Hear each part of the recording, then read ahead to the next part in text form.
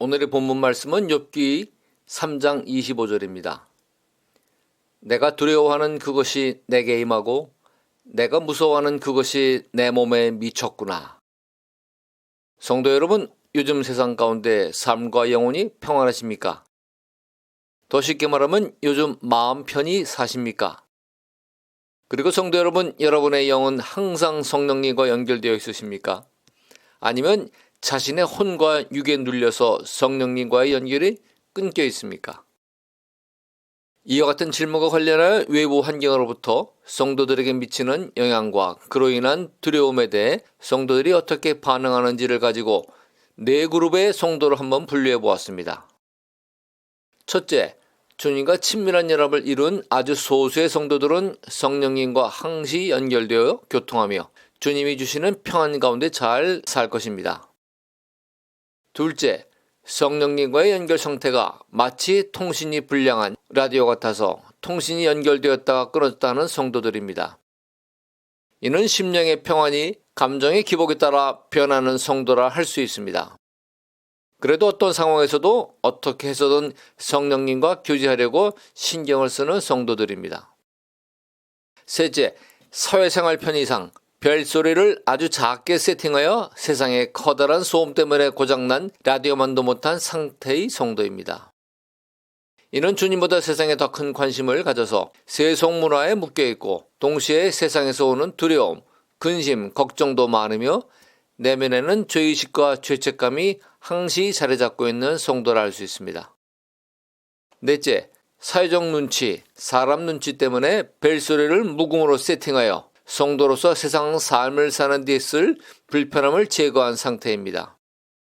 이런 성도는 불신자라기보다는 무늬만 신자 또는 스텔스 신자라 할 수 있습니다. 그들 안에는 주님이 주시는 평안은 없고 내면에는 최소한의 죄의식과 자책감도 희미한 성도라 할 수 있습니다. 자주 자신이 정말 구원받았을까 하는 의구심도 있기 때문에 그는 마음 한구석에 은혜 구원론에 큰 기대를 걸고 있을 것입니다. 이 영상을 보시는 분은 자신이 어디에 속했는지 곰곰이 한번 생각해 보셨으면 좋겠습니다. 오늘 사는 모든 현대인들은 신앙의 여부를 떠나서 모두 두려울 정도로 매우 빠르고 예측 불가능할 정도의 거대한 변화와 발전, 그리고 그에 따른 경제적, 사회적, 정치적, 그리고 지정학적 불안정 때문에 구체적으로 무엇인지는 모르겠지만 그냥 막연히 미래에 대한 두려움과 초조함에 사로잡혀 있습니다. 그 결과로 나타난 성도의 믿음의 상태가 앞에서 말한 네 가지 유형으로 나타나게 되는 것입니다. 과거에는 장수가 사람들의 꿈이었는데 오늘날은 이미 전 세계가 초고령 사회로 진입하는 중이고 벌써부터 긴긴 노년 장수의 삶 동안 겪을 노후 파산으로 인한 재정적 빈곤을 걱정하는 고령자들이 많고 훗날 국민연금공단이 파산할 것을 걱정하는 젊은이들과 정부까지 고민이 이만저만이 아닙니다. 더구나 인공지능의 도입으로 말미암아 미국에서는 전 산업에 걸쳐 사무직 직원 해고가 확산하고 있으며 한국에서도 인공지능이 신입사원들의 기초 업무들을 이미 대체해버렸기 때문에 신입사원 채용이 급격히 줄고 있다고 합니다. 게다가 로봇 기술의 발달로 공장 작업자들의 일자리가 계속 축소되고 있습니다. 그리고 인공지능은 계속 더욱 빠른 속도로 진화하고 있기 때문에 연령을 초월하여 모든 근로자들뿐 아니라 전문직 의사, 약사, 변호사, 교사들까지도 무차별적인 실직의 위험에 노출되어 있는 상태입니다. 이런 상황은 성도들에게도 예외는 아닙니다. 그런데 성도들에게는 한 가지 더 힘들게 다가오는 상황이 있습니다. 그것은 예수님의 재림 전에 있을 7년 대환란과 휴거 사건입니다. 물론 적잖은 성도들의 현대 신학의 영향으로 성경에 기록되어 있음에도 불구하고 휴거와 대환란을 믿지 않지만 그럼에도 불구하고 휴거를 믿는 많은 성도들은 혹시나 들림받지 못하고 이 땅에 남겨져 순교하거나 순교가 두려워서 배도했다가 영원한 불지옥에 가게 될까 하는 두려움 때문에 근심과 걱정이 있는 것 같습니다. 물론 앞에서 말한 첫째 그룹에 속하는 늘 성령님과 연합되어 교통하는 성도들의 경우 삶 가운데 장차 다가올 두려운 이벤트들에 대해서 자유롭고 담대하겠지만 믿음이 연약한 성도들의 경우 장차 두려움의 수렁 속으로 깊이 빠져들어가게 될 것입니다. 이 모든 것의 주요 원인 중 하나는 두려움입니다. 심리학자들은 두려움은 생존의 필수적인 보편적 정서라고 합니다. 현대에는 환경적, 상황적 위험뿐만 아니라 인지적 생각 속의 불안 형태로도 나타난다고 합니다. 그런데 디모데후서 1장 7절에서는 두려움, 즉 두려워하는 마음은 하나님이 주신 것이 아니라고 분명히 말씀하고 있습니다. 디모데후서 1장 7절은 하나님이 우리에게 주신 것은 두려워하는 마음이 아니요 오직 능력과 사랑과 근신하는 마음이니라고 말씀합니다. 한글 성경은 두려움을 두려워하는 마음이라 표현했지만 헬라어 성경 원문과 영어 성경의 다양한 번역본들은 모두 두려워하는 마음 대신에 두려움의 영으로 표현하고 있습니다. 두려움의 영을 하나님이 주시지 않았다면 누가 주었을까요? 당연히 원수마귀로부터 온 것입니다. 하나님은 항상 좋은 것을 당신의 자녀들에게 주십니다. 돌이 아니고 떡을 주시고 뱀이 아니고 생선을 주시는 분이십니다. 하나님은 사랑이시기 때문입니다. 욥기서 1장을 보면 욥과 관련하여 하나님과 사단 사이의 논쟁의 결과로 의인 욥은 도저히 이해할 수 없는 고난 가운데 빠지게 되었습니다.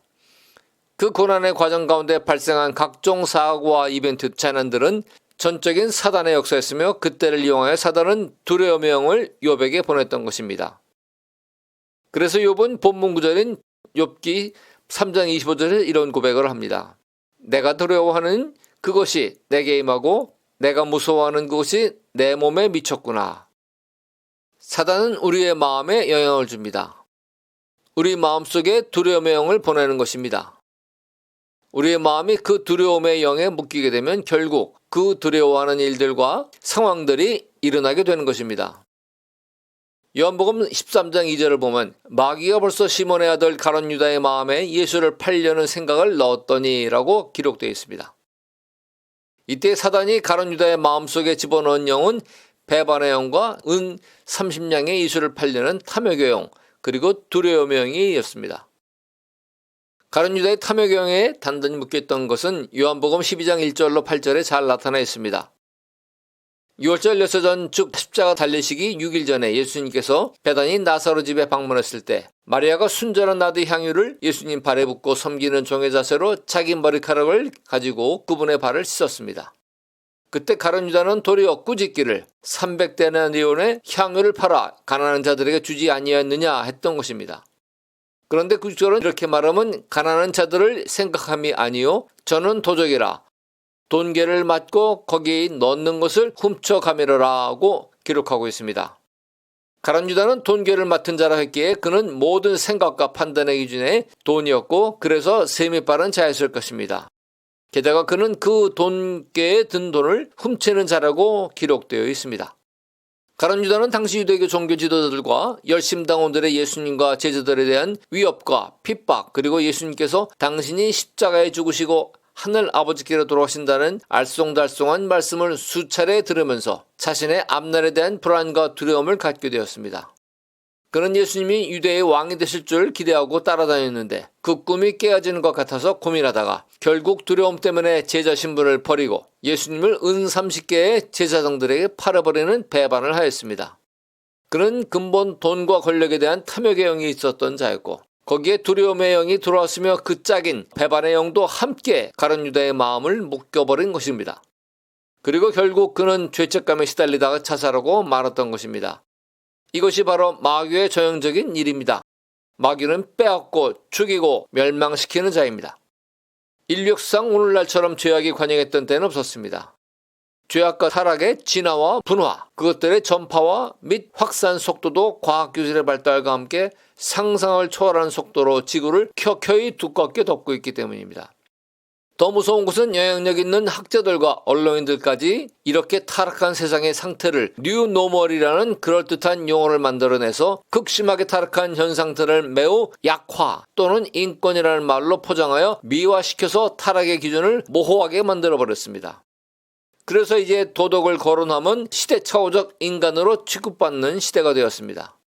이런 사회문화적 상황 아래서 한국교회에서는 은혜 구원론을 너무 강조하면서 그것의 대척점에 있는 것을 율법주의라고 폄훼하고 있습니다. 율법주의를 종교의 영에 의한 것이라고 합니다. 예, 맞습니다. 하지만 성도들이 하나님을 사랑의 하나님으로만 자기 편의적 해석을 하여 자신의 죄를 회개치 않는 뻔뻔함과 담대함 가운데 안주해 있습니다. 이것에 크게 영향을 미친 것은 강단에서의 은혜 구원론 설교 때문입니다. 죄악이 관영한 세상에서 영분별을 못하는 믿음이 연약한 성도들에게 지나친 은혜 구원론을 강조하면 그들을 명목상의 신자로 만들어 결국 바깥 어두운 곳으로 돌아가게 할 확률이 매우 높아지기 때문에 경계해야 할 것입니다. 은혜 구원론을 극단적으로 강조한 교파가 구원파입니까? 한번 구원은 영원한 구원이기 때문에 회개가 필요 없다는 교리를 믿는 구원파 교회는 한국교회에서 이미 이단으로 정지되었지 않습니까? 인간 스스로의 힘으로 죄 없는 상태를 유지하면서 사는 것은 불가능합니다. 때로는 은밀하게, 때로는 담대하게, 반복적, 지속적으로 짓는 인간의 죄성과 연약함 때문에 양심상 도저히 용서받을 수 없을 거라고 생각하는 죄까지도 누구든지 주님께 죄를 고백하고 회개하면 조건 없이 용서해 주시는 것이 하나님의 은혜이고 이것을 은혜의 구원론이라고 부르는 것입니다. 반면에 종교의 영, 율법주의 영에 의해 인간 자신의 의로운 삶과 행동을 통하여 구원을 이루겠다는 것은 하나님 아버지의 뜻에 따른 예수 그리스도의 십자가 대속을 통한 구원의 은혜를 무효화시키는 것이기 때문에 비성경적이고 이단적인 구원론이라고 하는 것입니다. 예수 그리스도를 통하지 않는 구원을 믿는 종교는 절대로 기독교가 아닙니다. 이제는 은혜 구원론과 행위 구원론을 가지고 신학적 논쟁을 할 때가 아닙니다. 이미 전자로 결론이 났습니다. 지금은 회개의 때입니다. 정말 강력하고 철저하게 회개를 해야 할 때입니다. 구원을 넘어 성화를 이루고 영화의 단계에 이르도록 마음을 다하고 힘을 다하여 자신 안에 있는 죄악을 샅샅이 뒤져서 회개해야 할 때입니다. 철저한 회개를 하지 못하면 원수마귀는 그 사람의 마음속에 죄책감을 끊임없이 주입시켜서 두려움의 영으로 묶어버립니다. 따라서 대적마귀가 틈타지 못하도록 회개를 미루지 말고 잊어버리지도 말고 순간순간 즉시 주님께 회개기도 하시길 바랍니다. 그리고 나서 반드시 그 죄를 초래하게 했던 악한 영들에 대해 그들의 이름을 하나하나 불러 예수님의 이름으로 묻고 파쇄하고 자신의 내면으로부터 추방하는 명령기도와 선포기도를 하시길 바랍니다. 이러한 훈련이 꼭 필요한 때입니다. 성령 하나님과의 친밀한 교제에 있어서 제일 중요한 첫째 단계는 철저한 회개입니다. 내 영이 정결할 때에 성령님과 동행할 수 있고 그래서 하나님 앞에 담대히 나아가 구할 수 있는 것입니다. 이러한 성도는 7년 대환란과 휴거에 대해 두려움을 갖지 않게 되는 것입니다. 요한계시록 21장 8절을 보겠습니다. 그러나 두려워하는 자들과 믿지 아니하는 자들과 흉악한 자들과 살인자들과 음행하는 자들과 점술가들과 우상 숭배자들과 거짓말하는 모든 자들은 불과 유황으로 타는 못에 던져지리니 이것이 둘째 사망이라. 이 8절의 말씀에는 불과 유황의 못에 들어가는 사람들의 8가지 유형이 언급되었는데 제일 먼저 나오는 유형의 사람이 두려워하는 자들입니다. 여기서 두려워하는 자들의 뜻은 믿었지만 핍박과 위협의 두려움 때문에 대환란 때의 신앙을 저버린 자를 의미합니다. 하나님을 배반한 자들이죠. 이들의 연약한 믿음의 결과는 지옥이라는 계시록 21장에 나오는 것입니다. 그러나 바로 앞절 7절은 이렇게 나옵니다. 이기는 자는 이것들을 상속으로 받으리라. 나는 그의 하나님이 되고 그는 내 아들이 되리라. 예, 이기는 자는 하나님의 아들이 되어 천국에서 생명수 샘물을 마시며 영원히 주님과 함께 살게 되는 것입니다. 그러므로 우리 안에 두려움의 영이 한순간이라도 들어오지 않게 하기 위해서는 항상 회개를 즉시 하여서 영을 늘 정결하게 유지하고 그리함으로써 항상 주님 보좌 앞에 담대히 나아갈 수 있도록 훈련이 되어야 합니다. 끝으로 회개라는 사후적이고 기본적인 행위에 더해서 삶 가운데 선제적으로 효과적으로 죄를 지을 수 있는 상황을 피할 수 있는 방법을 나누면서 오늘의 말씀을 마치겠습니다. 고린도후서 5장 7절 말씀입니다. 이는 우리가 믿음으로 행하고 보는 것으로 하지 아니함이로라. 이 말씀은 다시 말해 보이는 대로 살지 말고 믿는 대로 살라는 뜻인데 이 말씀을 깊이 생각해보면 보이는 대로는 자신의 자각으로 세상을 받아들이는 것을 의미하며 믿는 대로는 자신의 영적 관점으로 세상을 보는 것을 의미합니다. 육체적 자각은 수동적으로 눈을 통해 들어오는 정보를 가지고 현실을 판단하는 능력입니다. 반면에 영적 관점은 눈을 통해 들어온 상황 정보를 적극적으로 자신의 믿음을 통해 생각하고 판단하는 태도입니다. 이것엔 대표적인 사례가 모세가 12명의 정탐꾼을 가나안으로 보내고 돌아와서 그들이 보고한 내용이 잘 나타나 있습니다. 정탐 40일이 지난 후 돌아온 그들은 12명 중에서 10명은 그 땅 거민은 강하고 성읍은 견고하고 심이 크고 또 네피림의 후손 아낙 자손도 보았기에 우리는 능히 올라가서 그 백성을 치지 못할 것이라고 보고했고 유대인들은 모두 통곡했습니다.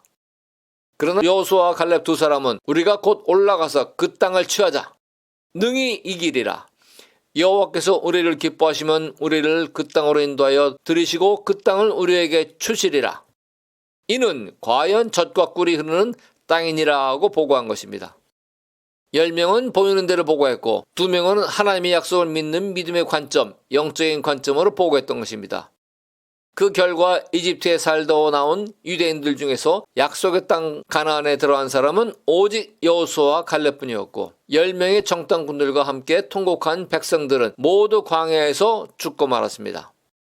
여러분 모두 두려움의 불신앙임을 잊지 마시고 항상 믿음의 관점을 갖고 사시며 삶 가운데 짓는 죄에 대해 즉시 회개를 하시어 오늘의 어두운 세상을 넉넉히 이길 뿐 아니라 장차 다가올 대환란과 휴거에 대해서도 평안히 담대한 마음으로 주님과 함께 동행하시길 기도합니다. 아멘.